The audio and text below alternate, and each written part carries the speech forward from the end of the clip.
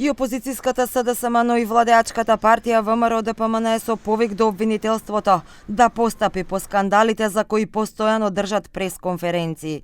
Социјалдемократите барат од обвинителството да отвори истрага за скандалот со тендери вредни речиси 9 милиони евра, кои според нив биле доделени на компанија со само двајца вработени.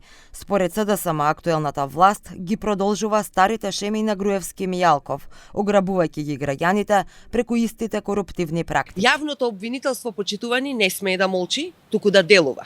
Крадењето на народот преку корупцијски шеми за пумпање на парите мора да запре и да следува одговорност.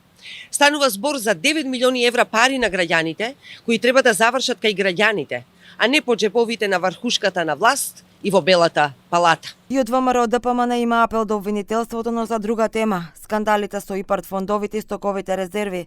Според нив Заев, Филипче и Љупчо Николовски се сомничат за корупцијска шема во која бришењето на 2000 тони пченица со вредност од 800.000 евра наводно било наградено со грант од 1,4 милиони евра за компанијата на семејството Заеви.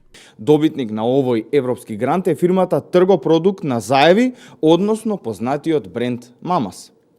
Уште посомнително е тоа што во тоа време овој грант од 1,4 милиони евра бил втор најголем грант во историјата на ИПАРД програмата.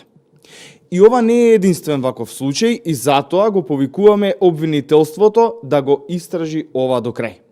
Од ВМРО ДПМН додава дека сега е шансата обвинителството да се докаже започнувајќи постапка врз основа на добиените информации и проверувајќи ги сите овие сомнежи.